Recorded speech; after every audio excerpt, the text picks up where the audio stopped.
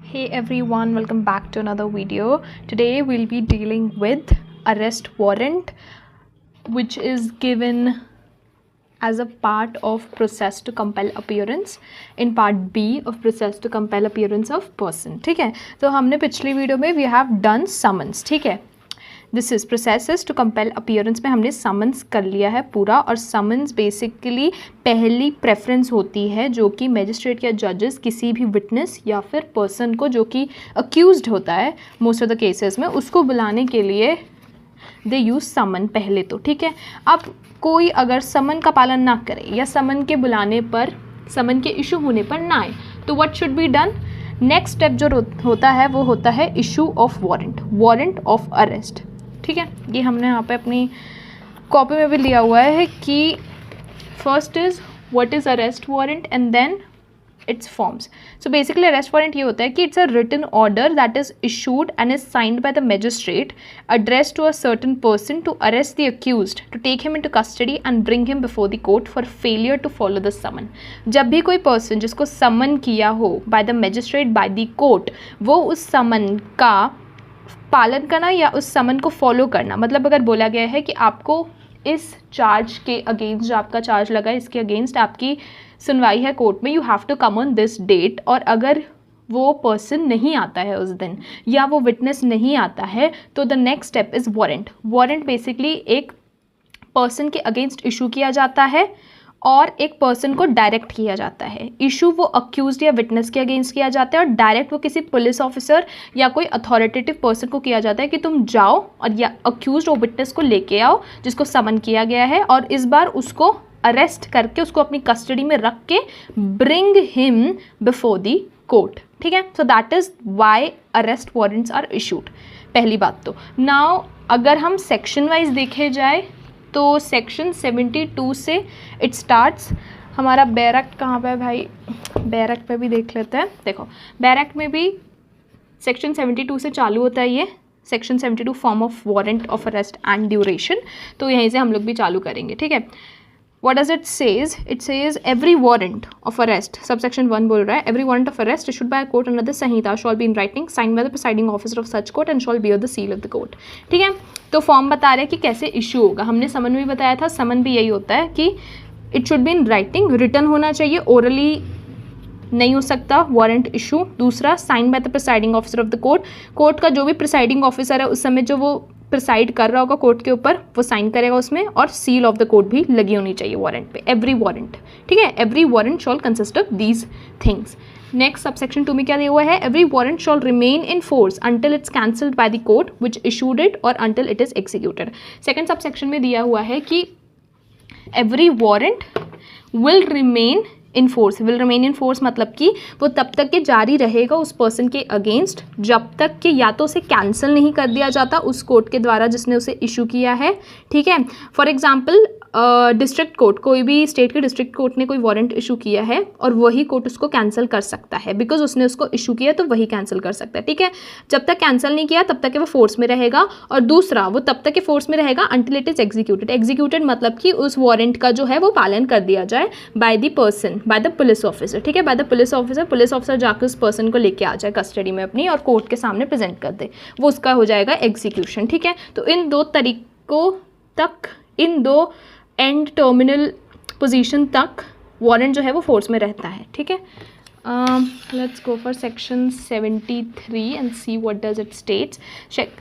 Section 73 states that powers to direct security to be taken. अब security क्या होती है, देखो जब भी कोई पर्सन को अरेस्ट किया जाता है या कस्टडी में लिया जाता है ना, तो उसकी पर्सनल लिबर्टी जो है वो वॉलेट की जाती है. पर्सनल लिबर्टी मतलब कि उसकी पर्सनल स्पेस, उसकी पर्सनल फ्रीडम, ठीक है, उसको वॉलेट कर दिया जाता है जब भी उसको कस्टडी में लेते हैं, क्योंकि उसको इधर उधर घूमने की अलाउ नहीं होती. ठीक है, बेसिकली उसका एक फंडामेंटल राइट भी वॉलेट हो रहा होता है.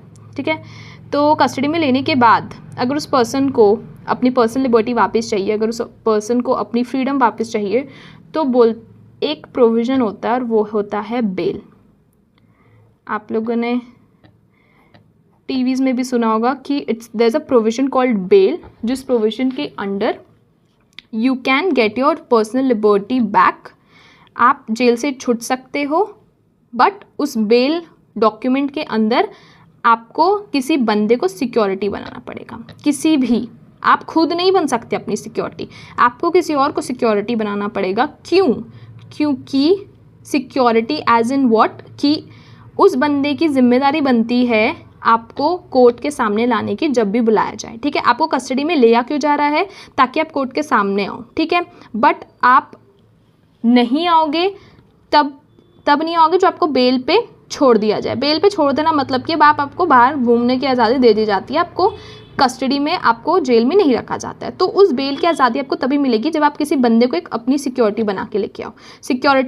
सिक्योरिटी मतलब वो वाली सिक्योरिटी नहीं है कि वो आपको प्रोटेक्ट कर रहा है। ठीक है, प्रोटेक्शन वो वाली नहीं है। सिक्योरिटी मतलब एक इंश्योरेंस है, वो बंदा एक इंश्योरेंस की तरह एक्ट करेगा कि हाँ मैं गारंटी लेता हूँ, आई अश्योर यू कि मैं ये वाला बंदा जिसको बेल पे छोड़ा गया है, एक्स ले लेते हैं इसको, इस बंदे को कोर्ट के सामने लेके आऊँगा। ठीक है, तो powers to direct security to be taken का मतलब है 73 में ये बताया गया है कि जब भी कोई अरेस्ट वारंट इशू किया जाता है तो उस अरेस्ट वारंट के अंदर, उसके अंदर ये भी बताना चाहिए, there should be the power to direct, ये बताना चाहिए कि आप सिक्योरिटी बेल बॉन्ड में ले सकते हो कि नहीं ले सकते हो एक पर्सन को, और कितने पर्सन की सिक्योरिटी की ज़रूरत है। ठीक है, तो वही बताया जाएगा अरेस्ट वारंट में, वही इसमें प्रोविजंस में भी यही बोला गया है। फर्स्ट सब सेक्शन देखते हैं। It states that any court issuing an arrest warrant may endorse on warrant if the person can execute a bond with sureties.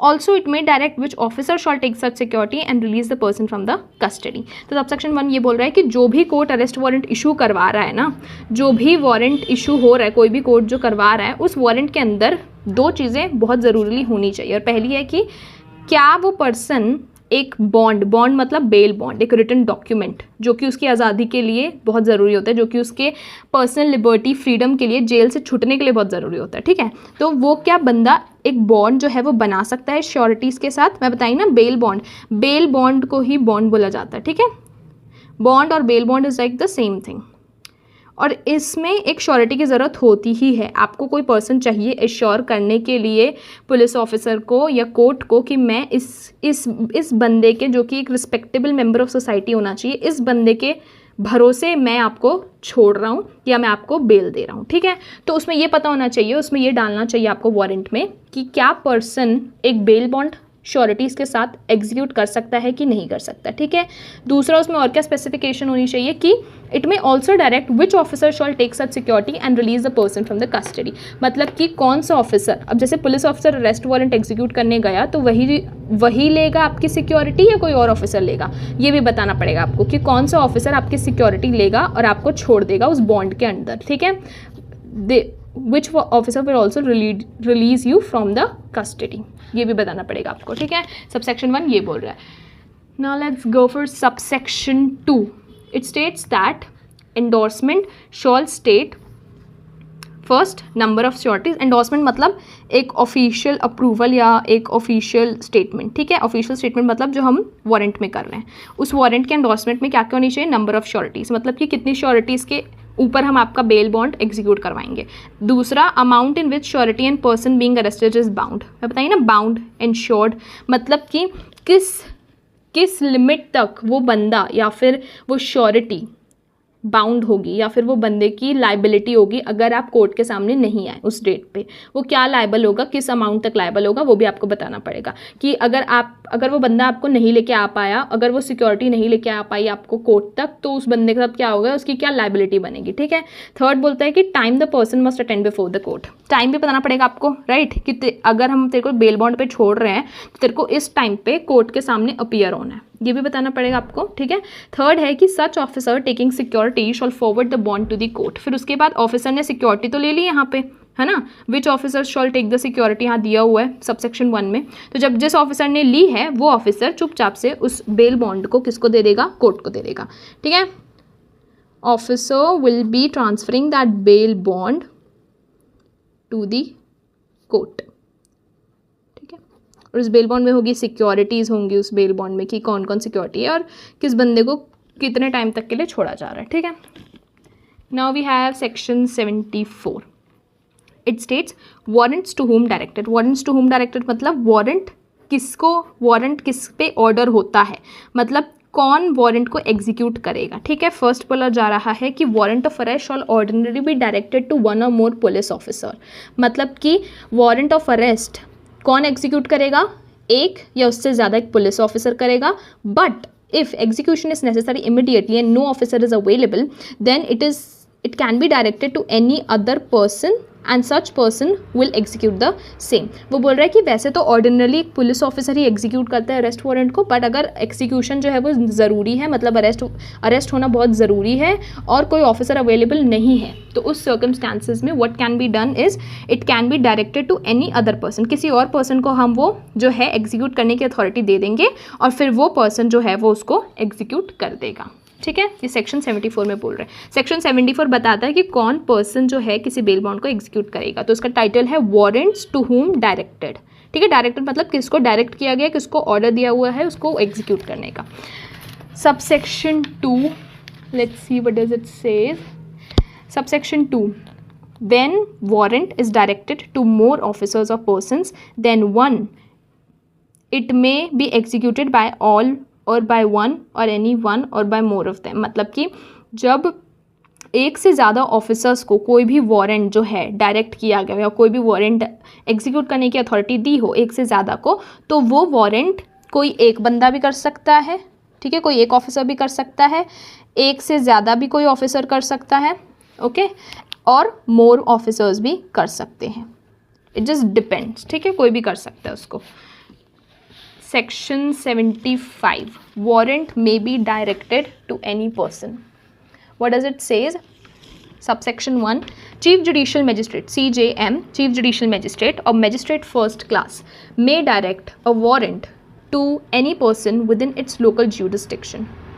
अब सेक्शन 75 क्या बोल रहा है कि वारंट किसी को भी डायरेक्ट किया जा सकता है। पहले सेक्शन 74 बोला जाता था कि किसको डायरेक्ट किया जाएगा, ठीक है, किस बंदे को होगा। तो सेक्शन 74 बोला कि या तो आप किसी पुलिस ऑफिसर को दे दो या तो किसी और इंसान को दे दो। अब यहाँ पे प्रॉपरली बताया जा रहा है कि warrant may be directed to any person. अब ये कौन सा वारंट है जो कि आप किसी भी पर्सन को डायरेक्ट कर सकते हो एग्जीक्यूट करने के लिए। तो उसमें सबसेक्शन में बोला गया है कि कोई भी चीफ जुडिशियल मजिस्ट्रेट या मजिस्ट्रेट फर्स्ट क्लास किसी भी पर्सन को वारंट एग्जीक्यूट करने के लिए बोल सकता है जो कि उसकी लोकल ज्यूरिसडिक्शन के अंडर आता हो। लोकल ज्यूरिसडिक्शन का मतलब होता है कि जिस एरिया के ऊपर सीजेएम या मैजिस्ट्रेट फर्स्ट क्लास का ज्यूरिसडिक्शन है, अथॉरिटी है या पावर है। ठीक है, कोई भी एरिया हो सकता है। जैसे कि अगर हम डिस्ट्रिक्ट कोर्ट की बात करें तो CJM is basically somebody who has an authority over a district level. Is a district level person. ठीक है, डिस्ट्रिक्ट लेवल हो गया या फिर हाँ मोस्टली डिस्ट्रिक्ट लेवल ही होते हैं। मैजिस्ट्रेट फर्स्ट क्लास तो एरिया वाइज भी होते हैं।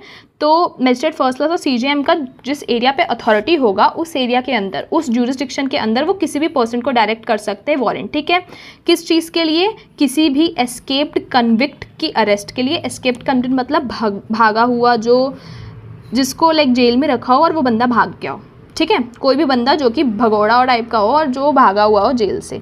ठीक है, दूसरा किसके लिए? Proclaimed offender. प्रोक्लेम्ड मतलब जिसको हमने media and news channels and even court has declared him an offender. Offender मतलब उसको डिक्लेयर कर दिया गया कि इसने ये ऑफेंस किया है। ठीक है, वो वाला पर्सन। और थर्ड है कि any person who is accused of a non bailable offence and is evading arrest. तीसरा वो उस पर्सन के लिए भी डायरेक्ट कर सकते हैं जो कि एक non bailable offence. Non bailable मतलब जिसमें कि बेल नहीं दी जाती है। उस ऑफेंस के अंडर अगर कोई चार्ज किया गया किसी को या अक्यूज्ड किया गया किसी भी व्यक्ति को, तो उस पर्सन को भी अरेस्ट कर सकते हैं, और स्पेशली जब वो अरेस्ट से भाग रहा हो, when he is trying to escape the process of arrest. ठीक है, तब now we have subsection, I think we have subsection 2, yes, subsection 2. It states that such person shall acknowledge in writing a receipt of the warrant and shall execute the warrant if the person for whose arrest it is issued is in or enters on any land or property under his charge. ठीक है, जिस भी बंदे को ऊपर यहाँ पे any person दिया है ना, यहाँ सबसेक्शन में हमको यहाँ पे एनी पर्सन दिया है। ठीक है, तो उस एनी पर्सन को, जिस भी बंदे को, ठीक है, उन्होंने अरेस्ट वारंट एग्जीक्यूट करने के लिए ऑर्डर दिया है, वो बंदा उसको एग्जीक्यूट कर सकता है। ठीक है, he can execute the warrant अगर द अक्यूज्ड पर्सन, जिस बंदे के अगेंस्ट वारंट इशू किया गया है, वो उसकी प्रॉपर्टी में कभी भी एंटर होता है या किसी लैंड में उस एंटर होता है जो कि उसके अंडर आता है। ठीक है, फॉर एग्जांपल अगर उसने किसी पुलिस ऑफिसर को इशू करने के लिए उसने बोला कि पुलिस ऑफिसर एग्जीक्यूट कर सकता है वारंट, तो पुलिस ऑफिसर कब एग्जीक्यूट करेगा? वो जब प्रोक्लेम्ड ऑफेंडर या कोई एस्केप्ड कॉन्विक्ट उसके लैंड के ऊपर, लैंड इन द सेंस उसके पुलिस स्टेशन का जो लैंड है या उसकी पुलिस स्टेशन की जो प्रॉपर्टी है जो उसके चार्ज के अंडर आती है, जो थाना इंचार्ज के अंडर आती है, उसके अंडर अगर वो कभी भी एक तरीके से एंटर करता है वो अक्यूज्ड, तो उसको तभी के तभी क्या कर सकता है? अरेस्ट कर सकता है और वारंट को एग्जीक्यूट कर सकता है। ठीक है, और उसके साथ साथ वो उसको एक्नॉलेज कैसे करेगा? By signing the receipt of warrant. Acknowledgement हमने समन्स में भी पढ़ा था। एक्नॉलेजमेंट मतलब कि एक तरीके से जता देना कि हाँ मुझे ये वारंट मिल चुका है और अब मैं इसको एग्जीक्यूट कर दूंगा। ठीक है, वो बेसिक एक्नॉलेजमेंट होती है, एक इन्फॉर्मेशन प्रोवाइड करना कि हाँ I have received the warrant, okay, and I will execute it now. तो उसके लिए उसको एक साइन कर देना चाहिए, एटलीस्ट उससे साइन से ये इंडिकेट हो जाएगा कि the other person has got the warrant और अब वो उसको एग्जीक्यूट कर देगा। ठीक है, got the warrant from whom? CJM या मजिस्ट्रेट फर्स्ट क्लास दे रहा है किसी को भी पर्सन को। ठीक है, third subsection, when such person is arrested then he shall be made over with warrant to nearest police officer who then shall take the person before the magistrate. ठीक है, तो अगर कोई ऐसा बंदा वारंट को एग्जीक्यूट कर रहा है जो कि एक पुलिस ऑफिसर नहीं है, ठीक है, क्योंकि सबसेक्शन 1 में आप किसी को भी वारंट एग्जीक्यूट करने के लिए ऑर्डर दे सकते हो। ठीक है, तो अगर कोई ऐसा बंदा एग्जीक्यूट कर रहा है जो कि पुलिस ऑफिसर नहीं है, तो वो क्या करेगा? उस बंदे को सबसेक्शन 2 में पकड़ने के बाद, ठीक है, ऊपर उसने पकड़ लिया क्योंकि उसकी लैंड या प्रॉपर्टी में घुसा था, उसको पकड़ लिया, फिर उसके बाद यहाँ पे सबसेक्शन 3 के अंडर वो क्या करेगा? He will hand over that person. वो उस अक्यूज्ड को किसको हैंड ओवर करेगा? नियरेस्ट पुलिस ऑफिसर को, जो भी उसके पुलिस स्टेशन में, जो नियरेस्ट पुलिस स्टेशन में जो भी उसका फर्स्ट पुलिस ऑफिसर दिखा उसको हैंड ओवर कर सकता है। और फिर उसके बाद the police officer will take the person to the magistrate. ठीक है, तो let me just give you a map. तो कोई भी पर्सन अरेस्ट करा अक्यूज्ड को, एनी पर्सन अरेस्टेड अक्यूज्ड, ठीक है, ये किसमें था? हमारा सबसेक्शन 1 में। उसके बाद when he entered his property, कब किया उसने उसको? जब उसकी प्रॉपर्टी या लैंड में आया, हिज लैंड स्लैश प्रॉपर्टी, किस में आया था ये? सबसेक्शन 2 में। Hand over to police officer, ये किस में दिया है? सबसेक्शन 3 में। ठीक है, that's how it looks. Any person who is an accused is arrested by any person, subsection 1 में। ठीक है, दूसरे सबसेक्शन में बोला गया है कि जब भी वो उसके लैंड या प्रॉपर्टी के अंडर आता तब उसको वारंट एग्जीक्यूट करके उसको अरेस्ट कर लेना है। और थर्ड बोल रहा है कि थर्ड सबसेक्शन में वो एनी पर्सन जिसको वारंट डायरेक्ट किया गया है, जब उसने अक्यूज्ड को पकड़ लिया, अरेस्ट कर लिया, तब वो बंदा जो है पुलिस ऑफिसर को, अक्यूज्ड को हैंड ओवर कर दे।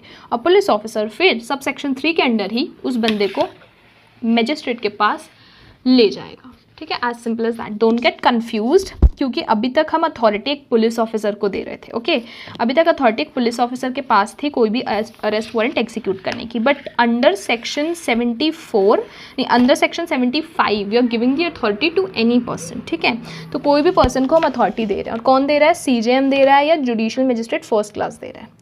ठीक है, तो section 75 is not that difficult, it's just that कि अथॉरिटी किसी भी पर्सन एक्स पर्सन को या किसी भी पर्सन को मिल रही है, ना कि एक पुलिस ऑफिसर को मिल रही है। हाँ, अब आ रहा है कि जब अथॉरिटी एक पुलिस ऑफिसर को मिल रही हो, सेक्शन 76 में। हमने 75 में पढ़ा कि when warrant is directed to any person.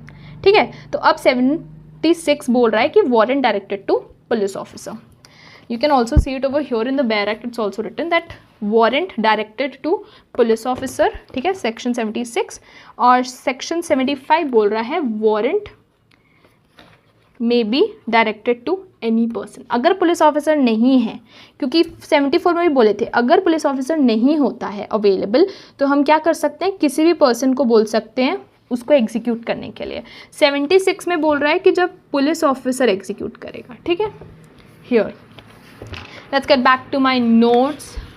तो 76 क्या बोल रहा है, a warrant directed to any police officer may also be executed by any other police officer whose name is endorsed upon the warrant by officer to whom it was originally directed to।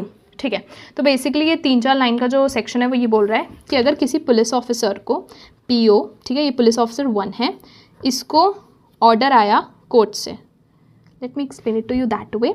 Court से इसको order आता है एक warrant execute करने का। Warrant execute मतलब जाके तू इस वारंट के अंदर किसी भी पर्सन को अरेस्ट कर किया, मतलब अक्यूज्ड को अरेस्ट कर किया या विटनेस को। तो ये पुलिस ऑफिसर 1 को आया ऑर्डर, ठीक है, बट ये पुलिस ऑफिसर एंडोर्समेंट के थ्रू, मतलब अप्रूवल के थ्रू, मतलब अगर इसने अप्रूव कर दिया, एंडोर्स कर दिया, तो पुलिस किसका, पुलिस ऑफिसर 2 का नाम इसने एंडोर्स कर दिया उस वारंट पे, तो पुलिस ऑफिसर 2 भी अरेस्ट कर सकता है। यही बोला गया सेक्शन 76 में। It says that a warrant directed to any police officer, मतलब एनी पुलिस ऑफिसर मतलब ये वाला 1, ठीक है, डायरेक्ट तो इसको किए गए थे, ठीक है। May also be executed bye, मतलब मे ऑल्सो मतलब PO2, मतलब कि पुलिस ऑफिसर 2 भी उसको एग्जीक्यूट कर सकता है। कब, जब ओरिजिनल पुलिस ऑफिसर जिसको आया था वो, मतलब पुलिस ऑफिसर 1 ने उस वारंट को एंडोर्स, उसका नाम एंडोर्स करवा दिया, उसका नाम अप्रूव करवा दिया उस वारंट में। Any other police officer also whose name is endorsed on the warrant by the officer to whom it was originally directed to, ठीक है। जब ओरिजिनली डायरेक्ट जिसको किया गया था उसने दूसरे पुलिस ऑफिसर का नाम जो है एंडोर्स करवा दिया हो वारंट पे, तब दूसरा पुलिस ऑफिसर भी उसको एग्जीक्यूट कर सकता है, ठीक है। It's as simple as that.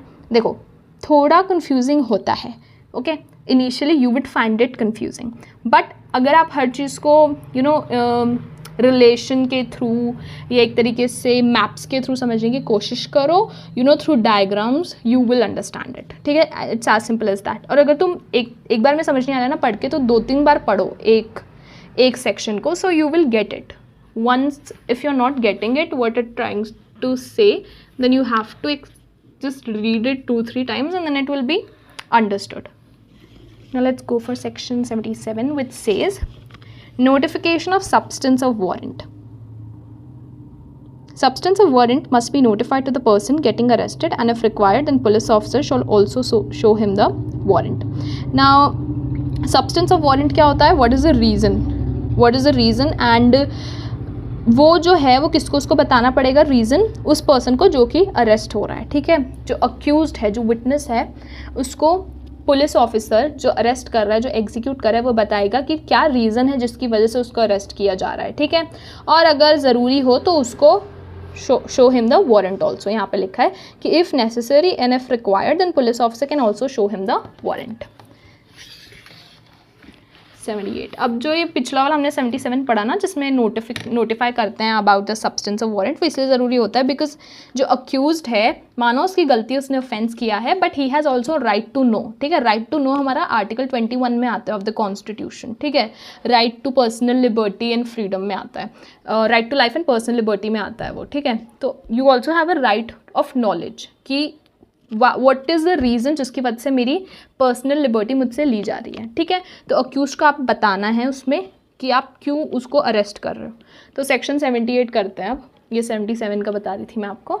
Section 78 states that person arrested to be brought before the court without delay. Simple है, बहुत ज़्यादा वो नहीं है, इसमें कॉम्प्लेक्स नहीं है। पुलिस ऑफिसर और any other person executing the warrant of arrest shawl bring the person before magistrate before 24 hours. Arrest करने के 24 घंटे में आपने अरेस्ट किया उसको, और 24 घंटे के अंदर you have to bring that person before the magistrate, ठीक है। फिर है सेक्शन 79। वो क्या बोल रहा है, वेयर वारंट में बी एग्जीक्यूटेड, मतलब वारंट कहाँ एग्जीक्यूट किया जाएगा, कोई भी प्लेस इन इंडिया पे। समझ लो ऐसा ज़रूरी नहीं है कि वारंट अगर एक जगह दिया गया तो दूसरी जगह जाके एग्जीक्यूट ना हो सके। It can be executed at any place in India एक लाइन का आंसर दिया हुआ है सेक्शन 79 में. सेक्शन 79 2 लाइन का बस है, ठीक है. फर्स्ट में टाइटल दिया है कि वेयर वारंट में बी एग्जीक्यूटेड, और सेकंड में बता दिया है कि it can be executed in any place of India. हाँ, तो section 79 is the last section and it's very simple. I hope you have understand it. The further section, that is section 80, 81 and 83, I'll be covering it in the next video because ये video बहुत बड़ी हो जाएगी if I continue explaining it. और I think main section 79 तक काफ़ी important है. 80 भी इंपॉर्टेंट है बिकॉज वो कैसे वारंट एग्जीक्यूट होता है आउटसाइड द jurisdiction एक्सप्लेन करता है. Okay, so further sections will be dealt in the further video. Till now I hope it's clear what I was trying to understand, what I was trying to explain basically. Let's see you in the next video. Thank you for watching.